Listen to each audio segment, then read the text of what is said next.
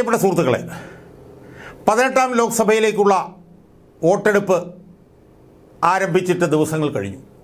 എൻ്റെ ഓർമ്മ ശരിയാണെങ്കിൽ ഇതിനുള്ളിൽ രണ്ട് ഘട്ട വോട്ടെടുപ്പ് നടക്കുകയുണ്ടായി. കേരളത്തിലെ വോട്ടെടുപ്പ് 26-ാം തീയതി ആയിരുന്നു. ഞാൻ മനസ്സിലാക്കിയിടത്തോളം കേരളം ആദ്യം തമിഴ്നാട് ഉൾപ്പെടെയുള്ള സ്ഥലങ്ങളിലാണ് വോട്ടെടുപ്പ് നടന്നത്. പിന്നീട് കേരളത്തിൽ നടന്നു, അതുപോലെ തന്നെ വടക്ക് മധ്യപ്രദേശിൽ നടന്നു, രാജസ്ഥാനിൽ നടന്നു, ഉത്തർപ്രദേശിൽ നടന്നു, ബംഗാളിൽ നടന്നു. അവിടെയൊന്നും പൂർണ്ണമായി നടന്നിട്ടില്ല. ഇവിടെ കർണാടകത്തിൽ നടന്നു, അവിടെയെല്ലാം ഭാഗികമായി നടന്നു. എന്നാൽ കേരളത്തിൽ പൂർണ്ണമായി നടന്നു. ഏതാണ്ട് 191 സീറ്റുകളിൽ ആണ് ഇതുവരെ തെരഞ്ഞെടുപ്പ് നടന്നത്. അടുത്ത ഘട്ടം തെരഞ്ഞെടുപ്പ് മെയ് 7-ന് നടക്കാൻ പോവുകയാണ്. അവസാനഘട്ട തെരഞ്ഞെടുപ്പ് ജൂൺ 1-നാണ് നടക്കുന്നത്. ജൂൺ 4-നാണ് ഫലം പ്രഖ്യാപിക്കുന്നത്. സുഹൃത്തുക്കളെ, ഞാൻ ഈ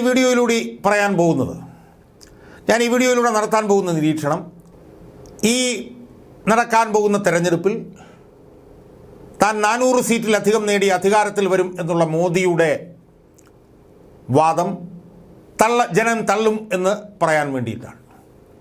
അതായത് 3-ാം തവണയും താൻ അധികാരത്തിൽ വരും എന്ന മോഡിയുടെ സ്വപ്നമായി തന്നെ അവശേഷിക്കാൻ പോകുന്നു എന്നാണ് എനിക്ക് ഈ വീഡിയോയിലൂടെ നിരീക്ഷിക്കാനുള്ളത്.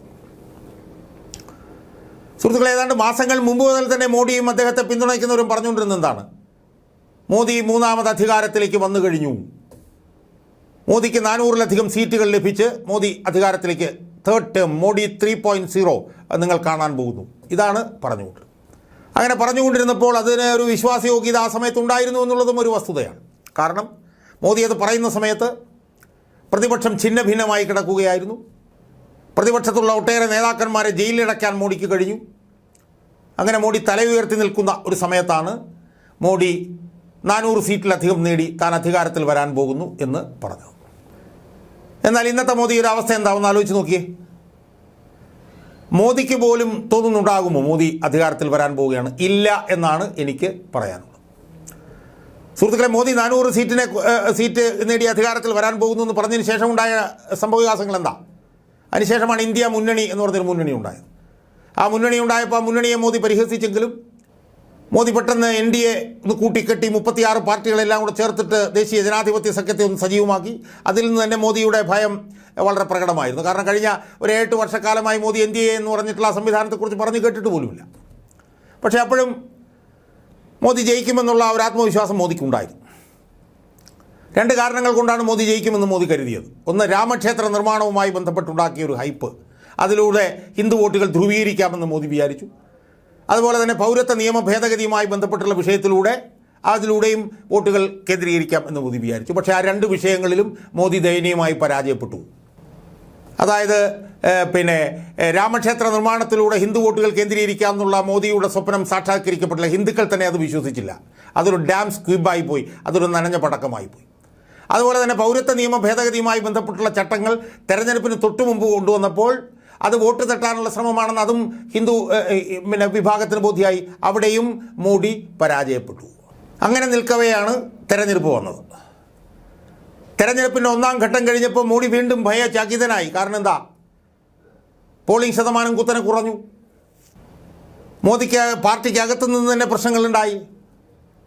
മോദിക്ക് ഗ്യാരണ്ടി എന്ന് പറഞ്ഞുകൊണ്ട് മോദി എന്ന് പറഞ്ഞത് പാർട്ടിയുടെ അടിത്തറയായിട്ടുള്ള RSSനെ വല്ലാതെ അസ്വസ്ഥരാക്കി. കാരണം BJPയെ നിയന്ത്രിക്കുന്ന അടിസ്ഥാനപരമായ RSS ആണല്ലോ.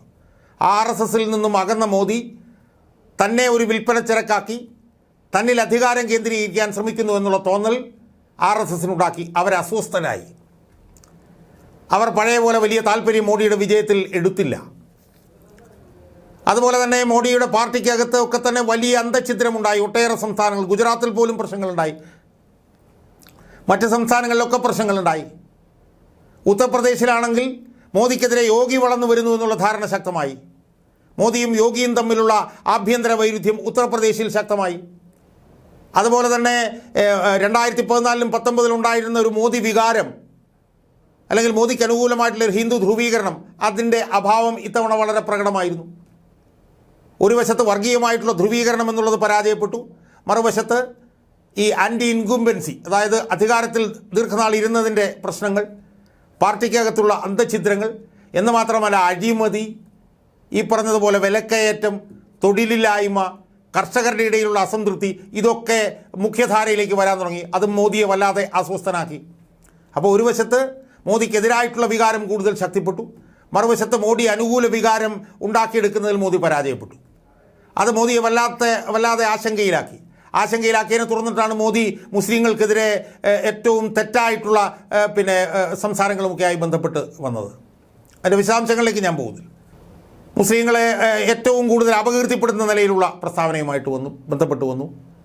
അതിനുശേഷം പറഞ്ഞു, എവിടെയോ തെരഞ്ഞെടുപ്പ് യോഗത്തിൽ പറഞ്ഞു, കോൺഗ്രസ്സുകാരുടെ ജനങ്ങളുടെ കയ്യിൽ 2 എരുമകളുണ്ടെങ്കിൽ കോൺഗ്രസ് അധികാരത്തിൽ വന്നാൽ അതിൽ ഒരു എരുമയും തട്ടിക്കൊണ്ട് കോൺഗ്രസ്സുകാർ പോകും എന്നുള്ള പ്രസ്താവനയുമായിട്ട് വന്നു.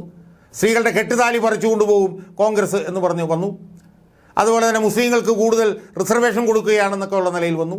ഇതൊക്കെ തന്നെ മോദിയുടെ അസ്വസ്ഥതയാണ് കൂടുതൽ പ്രകടിപ്പിച്ചത് എന്ന് നമുക്ക് കാണേണ്ടി വരും. മാധ്യമങ്ങളൊക്കെ തന്നെ മോദിയുടെ സാധ്യത കുറയുന്നു എന്നുള്ള നിലയിലേക്ക് കാര്യങ്ങൾ കൊണ്ടുവന്നു. അതിനുശേഷം ഫെബ്രുവരി 15 സുപ്രീം കോടതിയുടെ നിർണായകമായിട്ടുള്ള ഇലക്ട്രൽ ബോണ്ട് വന്നതോടുകൂടി വീണ്ടും BJPയുടെ സാധ്യത കുറയുന്നു എന്നുള്ള ചർച്ചകൾ വലിയ തോതിൽ പൊതുമണ്ഡലത്തിൽ വന്നു.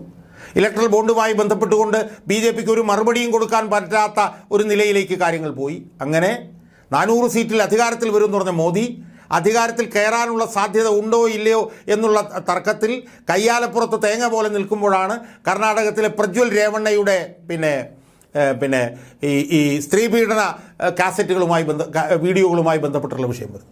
2970 സ്ത്രീകളെ ലൈംഗികമായി പീഡിപ്പിച്ച ആ വീഡിയോ ഇപ്പോൾ കർണാടകത്തിൽ മാത്രമല്ല അഖിലേന്ത്യാ തലത്തിൽ തന്നെ മോദിക്ക് വലിയൊരു കീറാമുട്ടിയായി മാറിയിരിക്കുകയാണ്. കർണാടകത്തിൽ 2ാം ഘട്ടത്തിൽ 17 സീറ്റിലേക്ക് തെരഞ്ഞെടുപ്പ് നടക്കുന്നതിന് തൊട്ടു മുമ്പാണ് ഈ വീഡിയോകൾ പുറത്തു വന്നത്. അത് കർണാടകത്തിൽ മാത്രമല്ല, ഇനി നടക്കാൻ പോകുന്ന മറ്റ് സംസ്ഥാനങ്ങളിലെ തെരഞ്ഞെടുപ്പുകളെ പോലും ദോഷകരമായി ബാധിക്കുമോ എന്നുള്ള സംശയം ഇപ്പോൾ BJPയെ വല്ലാതെ ബാധിച്ചിരിക്കുന്നു. കർണാടകത്തിൽ ചെന്ന മോദി ഈ പീഡന വീരനായിട്ടുള്ള പ്രജ്വൽ രേവണ്ണയെ കൂടെ നിർത്തിക്കൊണ്ട് പ്രജ്വൽ രേവണ്ണയും എൻ്റെ കൂടെ ലോക്സഭയിൽ വേണം എന്ന് പറഞ്ഞ് പ്രസംഗിച്ചതിൻ്റെയൊക്കെ വീഡിയോ ഒക്കെ ഇപ്പോൾ വൈറലായിക്കൊണ്ടിരിക്കുകയാണ്.